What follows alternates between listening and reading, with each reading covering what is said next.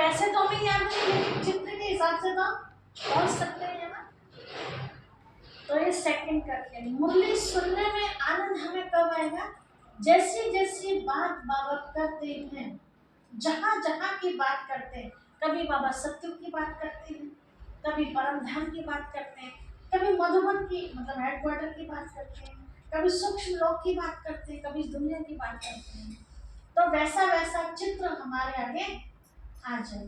तो उसमें जैसे कोई कहानी आप सुनते हैं, मान के चलो मैं कोई कहानी में आपको सुना रही हूँ कि बहुत भयंकर जंगल में 4 शेर मिले, तो आपकी आंखों में आगे क्या आगे? शेर आ गया है ना। अब पता चला शेर के ऊपर सवार होने वाली 4 दुर्गा आ गई है।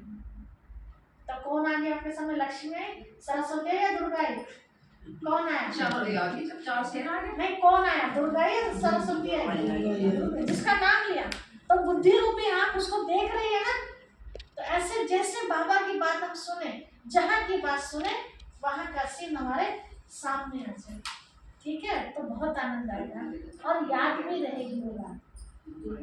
सीन के हिसाब से देखेंगे ना, सुनेंगे तो बात भी याद रहेगी। तो निशान तक अर्थात परम धाम तक पहुंचकर वापस लौट कर आते हैं। तुम्हारी बुद्धि में है, पहले हम मुक्ति में जाएंगे, फिर जीवन मुक्ति में आएंगे। अब ये चीजें भी आपको याद करनी होंगी धीरे धीरे। एक ही जगह के कई कई नाम हैं। जैसे एक नाम तो परम धाम है, दूसरा नाम बाबा ने कहा मुक्ति में जाएंगे पहले, तो परम धाम को मुक्ति धाम भी कहते हैं, सत्युग को जीवन मुक्ति धाम भी कहते हैं। अब परम धाम को मुक्ति क्यों कहा? क्योंकि आत्मा जब परम धाम चली जाती है तो शरीर से मुक्त हो गई, शरीर से मुक्त हुई तो पाठ से भी मुक्त होगी, जो उसको पाठ अदा करना था, तो इसलिए उसको मुक्ति कहा। जब वापस सत्युग में उतरेंगे, सत्युग कहाँ होगा? इसी धरती पर होगा। आज कलयुग है, कल सत्युग होगा। ठीक है, तो सत्युग में जब हम उतरेंगे तो सत्युग को कहा जीवन मुक्ति। जीवन होते हुए मुक्त अवस्था में रहेंगे, मतलब बंधन फील नहीं करेंगे। आज मनुष्य दुख भोगता रहता, वेंटिलेटर पे भी चला जाता है, लेकिन चाह के भी शरीर नहीं छोड़ पाता, बंध ही नहीं। जब तक उसके कर्म बंधन होंगे तो आत्मा जा नहीं सकती। जब बंधन पूरे हो जाएंगे तो वो छूट के शरीर छोड़ के फिर कहीं और जाके जाएंगे। लेकिन सत्युग में ऐसा नहीं होगा। सत्युग में जैसे आयु पूरी हो जाएगी, बिना किसी कष्ट के आत्मा शरीर छोड़ के दूसरा जहाँ उसको जन्म लेना होगा वहाँ चलिए। इसलिए उसको कहा जीवन मुक्ति, जीवन होते हुए भी मुक्त अवस्था में स्वतंत्र। ठीक है, तो बाबा कहते हैं पहले कहाँ जाएगी आत्मा? मुक्ति में, और फिर वापस आएगी जीवन मुक्ति अर्थात सत्युग में आएंगे। तुम्हारे जैसी रेस और कोई कर नहीं सकता। दुनिया में होती शरीर की दौड़, यहाँ से वहां छूट के आना, और यहाँ रेस किसकी कर रहे बाबा? बुद्धि की रेस, बुद्धि से दौड़ना है। सेकंड में गीत है, आखिर वह दिन आया आज। कौन सा दिन आया आज? जिस दिन का हमें इंतजार है ना। भक्ति में कहते थे ना, भगवान कब आओगे तुम, हमारी भक्ति की पुकार सुनोगे, हमारे दुख दर्द दूर करोगे, कब आओगे? तो वो आ गया है। अब दुख दर्द कब पूरे होंगे? आप डॉक्टर के पास जाओ, डॉक्टर को आप अपनी बीमारी बताओगे, तभी तो वो सही तरह से इलाज कर पाएंगे। तो शिव बाबा भी कौन है? डॉक्टर है ना। हाँ, अपने सारे दुख के बाबा से सुनो, हमें सुनाने की जरूरत नहीं। हम भी किसे सुनाते? शिव बाबा को सुनाते। तो आप भी जब बैठो तो बाबा से दिल भर बात करो, दिल खोल के। यहाँ दुनिया में हम देखते ही हैं, हम किसी को कहे बहन ये बात किसी को मत बताना, मैं तुम्हें बता रही हूँ, तो ऐसा हो सकता है वो किसी को ना बताए। मेरी सहेली, इनकी सहेली कोई और है, आपकी कोई और है, उनकी कोई और, पूरा जाल बना हुआ है। हर किसी का कोई ना कोई एक खास होता है ना। जैसे बताते हैं एक बार कि एक राजा था, राजा के यहाँ राजा का मन बहलाने के लिए डांसर आते थे। राजा को प्यार था, उसका मन बहलाने के लिए आती थी, घंटे 2 घंटे के लिए। तो राजा के बाग में बहुत अच्छे अच्छे फल के पेड़ थे। तो जो बागवानी करता था माली, तो उसकी इच्छा होती थी कि जो भी पहला फल निकले और अच्छा निकले ना राजा को, कोई और ना खाए। क्यों राजा को? तो राजा बहुत अच्छा था, सबका बहुत हितैषी था, तो सबका प्यारा था। तो माली के मन में आया कि राजा अगर स्वस्थ है तो हम सबका काम चलता है, लेकिन राजा ही अगर बेकार हो गए तो बेड पे पड़ गए या कुछ भी ऐसा, तो हम सबका क्या होगा? तो उस प्यार के नाते कि राजा ठीक रहने चाहिए खा पी करके, तो वो राजा के लिए वो फल लेके गया। पहला पहला फल लगा, कहा महाराज ये पहला पहला फल आपके। तो राजा ने देखा, बड़ा देखने में भी सुंदर, और उस फल की काफी तारीफ सुनी। तो फल राजा ने रख दिया, माली ने दिया राजा को। देखो कमाल की बात, अब राजा के मन में क्या आया कि इतना अच्छा फल है, तो उसे कौन याद आया? जो उसका मन बहलाने के लिए डांसर, ठीक है। कहा देखो मैं तो ठीक हूँ, लेकिन अगर मेरा मन बहलाने वाला कोई नहीं रहा तो मैं कैसे ठीक रहूंगा? ये फल मैं उसे दूँ। तो राजा ने वो आई बेचारी और कहा ये लो तुम्हारे लिए, ये फल मैंने रखा है। उसने प्यार से ले लिया कि राजा तेरा अच्छा फल होगा। अब उसका प्यार कहीं और था डांसर का, तो उसके मन में क्या आया?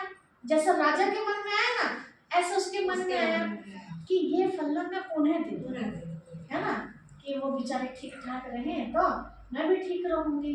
तो एक दरबारी था कोई, उससे उसका प्यार था, वो फल उसने उसको दे दिया कि ये आप ले लीजिए, आप खा के ठीक ठाक इसको रहोगे, बीमार नहीं होंगे।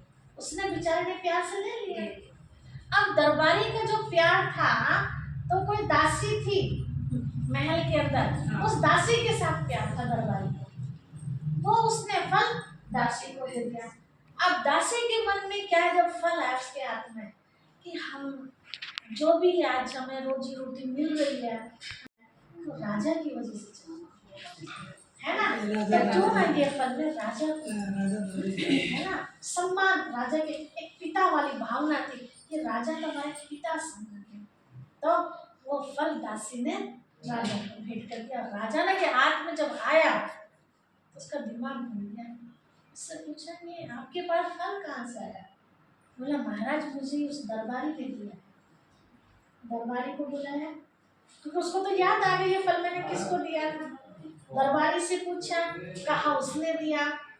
और जब उससे पूछा तो वो तो ठीक, तो मतलब कहने का भाव क्या है कि चीज जहाँ से चली और बात भी कैसी होती है। आप देखते हो किसी को बताओ और अब नहीं 8 दिन 10 दिन महीना 6 महीने में वापस आपके पास आनी है, फिर आप याद करेंगे ये बात तो मैंने उसे बताई थी, बात इसके पास कहाँ से पहुंची।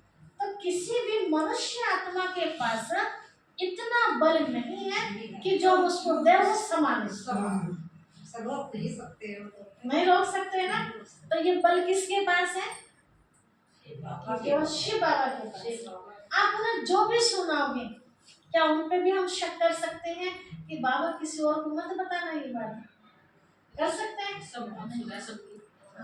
सबकी सुन के समाधान भी कर देते हैं, मतलब हमें रास्ता बता देते हैं बच्चे, अच्छा ये बात है ना, आप ऐसे टकराने वाले समाधान नहीं, टकराव से बचाने का समाधान बाबा हमें बता देते हैं।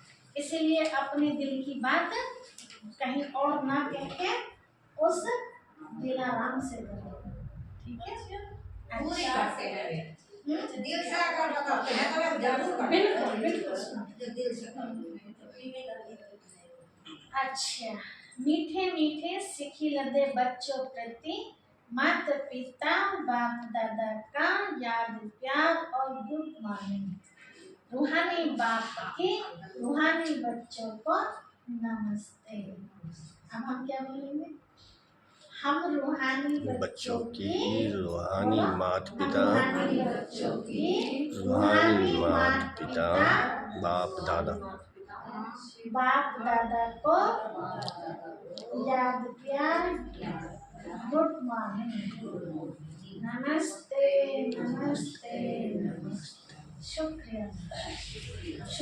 बिजली निकलना चाहिए बाबा के लिए। इतनी अच्छी हमें आत्मा की खुराक देते हैं, तो शुक्रिया निकलना चाहिए ना, दिल पसंद हमारी बातें हमें मिल जाती है। अच्छा, धारणा के लिए मुख्य सार कल बताई थी ना, अभी पूरी मूल्य तो नहीं सुना पाएंगे क्योंकि इतना टाइम नहीं होता हमारे पास। दो बात, पहली, दूरादेशी बन तीनों लोकों और तीनों कालों को जान, बुद्धि से रेस करनी है। दूरादेशी बन तीनों लोकों, तीन लोक कौन से? ये साकार मनुष्य लोक, बीच वाला सूक्ष्म लोक और ऊपर का ब्रह्म लोक, ठीक है, उसे परलोक भी कहते हैं। तो इन तीनों लोकों को जानिए। वर्तमान समय में यहाँ पाठ बजा रहे, साकार मनुष्य लोक मतलब इन आंखों से जो दिखाई देता हो सारा, ये साकार मनुष्य लोक। दूसरा सूक्ष्म लोक मतलब सूक्ष्म में जो चीज होती है, इन आंखों से नहीं दिखती होती, लेकिन वो चीज है, दिखाई नहीं दे रही है, किसी के माध्यम से, जैसे बिजली दिखाई देती है, करंट नहीं, लेकिन पंखे के माध्यम से दिखाई दे रहा है ना, बल्ब के माध्यम से दिखाई दे रहा। ऐसे वहां सूक्ष्म शरीर जाता है हमारा, जैसे सपने में हम देखते हैं ना, घूम के आ जाते हैं, तो इन आंखों से दिखाई दिया क्या वो हमें? नहीं, लेकिन हम सो गए तो बुद्धि से देख रहे ना वो सारी चीजें हम, तो वो हो गए सूक्ष्म। और सूक्ष्म के बाद है फिर निराकारी दुनिया, वहां सूक्ष्म भी नहीं, जो सूक्ष्म शरीर हमारा जाता है ना हिसाब किताब के लिए, और यहीं पर खत्म हो जाता है, बीच में ऊपर केवल ज्योति बिंदु आत्मा जाता है, ठीक है। तो बाबा कहते हैं तीनों लोकों की सैर करो और तीनों कालों की सैर करो। गीत सुना ना, उसमें तीनों काल आगे मतलब सत्युग से लेके अब तक की कहानी, उसको याद करें। इस छीछी दुनिया, छीछी शरीर से मुक्त होना है। दुनिया कैसी हो गई है? छीछी मतलब खराब हो गई, गंदी हो गई है। शरीर भी कैसा हो गया है? गंदा, ये भी गंदा। अनेकों बीमारियां इसके अंदर, देखने में बाहर से कितना बढ़िया लगता है, अच्छे मोटे ताजे दिखाई दे रहे, तंदुरुस्त, लेकिन अगर चेकअप कराने निकल गए ना, हजारों बीमारी है ना, ये क्या है? तो अंदर से जब हमारे ऊपर से, जैसे ये कपड़ा है ना, तो शरीर को ढका हुआ है, ऐसे अंदर का जो सारा माल है, अगर ये ऊपर से हटा दी जाए ना, खाल जी कैसे हो जाएगा? तो जल जाता है, कुछ फुंसी फोड़े निकल जाते हैं, कैसा लगता है ना? तो अंदर से कैसा है? अगर ये चमड़ी ऊपर से छील दी जाए तो बहुत गंदा है ना, जरा सा किसी का ब्लड देख लेते तब हमारा जीव खराब हो जाता है। तो छीछे शरीर सत्युग में कैसा होगा? सुंदर होगा, कोई बीमारी नहीं होगी, है ना। आज तो हमारे श्वास में भी बदबू है, देखा है ना, उल्टी होती है तो बदबू, लैट्रिन बाथरूम जाते हैं तो बदबू, आज शरीर में क्या भरी पड़ी है? कहीं थूक देते हैं तो बदबू, बदबू तो भरी पड़ी है शरीर के अंदर। क्यों भरी पड़ी है? क्योंकि आत्मा कैसी हो गई? गंदी। अंदर शरीर में भी क्या बन गई है? गंदगी बन गई। सत्युग में आत्मा स्वच्छ होगी तो शरीर भी कैसा होगा? स्वच्छ होगा। तो इसीलिए शरीर से भी मुक्त होना है और इस छीछी दुनिया से भी मुक्त होना। मुक्त होने का मतलब ये नहीं है कि जबरदस्ती इसको छोड़ दें, ठीक है। मुक्त होने का मतलब है बुद्धि से हटा ले और नई दुनिया को याद कि यहाँ तो हम थोड़े समय के लिए पाठ बजाएं। सोचियो भी तो मरा जाके दूसरा भी मिलेगा तो वो भी कैसा मिलेगा? वो भी छीछी मिलेगा, है ना, वो भी अच्छा करने वाला, वो भी छीछी। इससे अच्छा तो इसको कम से कम देख रेख तो कर रहे हैं, इसकी तो सुधार कर सके। हाँ, दूसरे के तो कोई और ही देखेगा, पता नहीं हम इस तरह पे पढ़े, कोई ठा भी रहा नहीं ठा रहा, ठीक है। अच्छा, दूसरी पॉइंट है झूठ बोलने की आदत को मिटाना है ना। ये वैसे तो झूठ नहीं बोलते, लेकिन छोटी छोटी बातों में बोलते हैं अपने ऐसे, अरे हम तो मजाक कर रहे हैं, मतलब होंगे अपने घर पे और बताएंगे ये भी पाप, ये झूठ बोल लगे और सामने वाले को धोखा दे रहे हैं ना। तो सचमुच जो सामने वाले को धोखा दे, अपने आप को धोखा पढ़ा नहीं, हर कोई पढ़ने वाले ने सुना है जी, सच बराबर तप नहीं, बिल्कुल बिल्कुल सही बात है। तो इसीलिए देखना है ना। परसों बात चल रही थी ना, किसी की जान बचती है, लेकिन जान भी कैसी आत्मा की बचती है वो भी देखना है। ठीक है, आपके घर में कोई डकैत घुस गया, किसी का खून करके आया और वो आपके घर में घुस गया और छिप गया, आपके बूटे में छिप गया, कमरे में कहीं भी छिप गया, उसके पीछे पुलिस भागी है ना। तो उस समय तो चलो आपने बचा लिया, लेकिन उससे पूछो तो सही, भाई क्यों आई थी तेरे पीछे पुलिस? अगर आपको सच में पता चल गया कि ये तो किसी का खून करके आया है, लेकिन खून कैसे व्यक्ति का किया वो भी देखना पड़ता है। अगर खराब व्यक्ति का खून किया है तो चलो ठीक है, लेकिन अगर किसी अच्छे व्यक्ति का खून करके आ गया, ये निर्दोष व्यक्ति का खून करके आ गया, तो छिपाने वाला उससे ज्यादा पाप करना है ना। कहानी में बताते हैं ना ऐसा कि कसाई गाय के पीछे भाग रहा था, तो किसी ने देखा है तो कसाई ने गाय गई इधर को और बताया कि देखो गाय मत इधर जाते देखा, उसकी जान, तो वो बहुत बड़ा पुण्य करना। तो अगर ऐसा है तो झूठ बोले, लेकिन अगर कोई पापी आत्मा को बचाने के लिए झूठ बोला है तो समझो आप पाप बढ़ाने में सहयोग दे रहे हैं। जैसे कई माताएं क्या करती हैं, बच्चा लड़के बाहर से आ गया, छोटे छोटे बच्चे आपस में लड़ पड़ते हैं, बड़े भी लड़ पड़ते हैं, चलो छोटे बच्चों को ले लो, और बच्चा आके घर में छिप गया, मम्मी बताना मत। आई उसकी पड़ोसी के बच्चे की माँ, बोलती कहाँ है तुम्हारा लड़का, हमारे लड़के को पीट गया। अरे हमारा लड़का तो पीट ही नहीं सकता किसी को, हमारा तो जबकि पता है पीट सकता है, कितना शैतान है पता है अपने बच्चे का, लेकिन फिर भी हम उसके आगे छिपाते हैं। तो ये हम, और वो बच्चे ने अभी ढूंढ चुका, आ इधर कहीं छिपा तो कान पकड़ के लाओ उसका, मारो मारो उसको, चार मेरे सामने मारो उसको। तो अगली बार बच्चे को डर लगेगा कि ये क्या हो गया, है ना। तो गलती करेगा नहीं कर सकता, है ना। तो इसीलिए बाबा कहते हैं बच्चे देखो, बच्चे को सुधारना बिगाड़ना किसके हाथ में होता है? पहला गुरु माता है ना। इसीलिए डांट की जगह डांटो, प्यार की जगह प्यार करो, बैलेंस रखना चाहिए। छोटे छोटे तो मान लेते हैं, बड़े होके तो हाँ बड़े होके तो नहीं मानते, लेकिन छोटे और शिक्षा तो बचपन में देंगे बच्चों को, बड़े तब संस्कार बड़ा नहीं होगा। देखो छोटा पौधा होता है ना, आप उसको जैसा मोड़ दोगे वैसा मोड़ देगा, फिर वैसे ही चल पड़ेगा, लेकिन वो बड़ा हो जाए पेड़ फिर से मोड़ दोगे फिर तो टूट जाएगा, है ना। तो बाबा हमें ये चीज सिखाते हैं, बच्चे झूठ बोलने की आदत छोड़ो, मजाक में भी हमें झूठ, एक बार मजाक में तुमने झूठ बोला लेकिन सामने वाले को कितना दुख पहुंचा, अगला हो जाओ किसी बात का बुरा लग जाओ, तो उसका दुख क्या वापस हमें नहीं मिलेगा?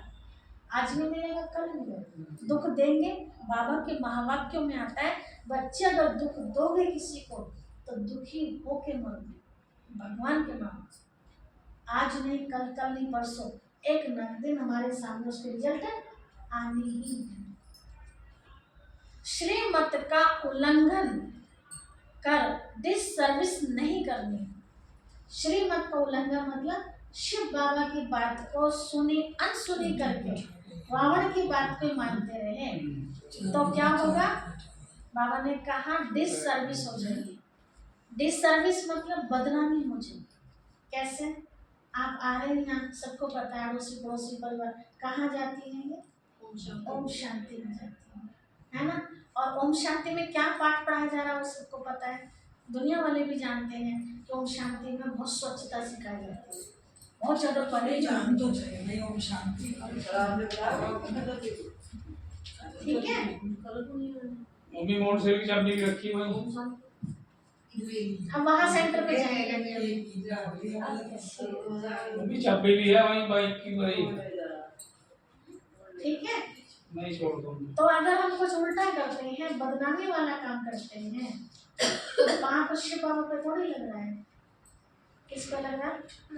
हमारे लोग क्या, वैसे तो ओम शांति में आते, देखो कितना चिल्ला रही है, तो हमारी हर बात पे वो नोट करेंगे। ध्यान रखना इस चीज पर। आप कहीं सत्संग में इधर उधर जाते हैं कोई कुछ नहीं कहता, लेकिन जब से आप यहाँ बाबा का ज्ञान सुनने लगे, ओम शांति में आपकी हर बात को वो चेक करेंगे। किसी दिन आप देर से सो के उठे, समझो तबीयत खराब है और उन्हें किसी बात का आ रहा होगा, किसी और बात का गुस्सा, और सुनाएंगे आपको।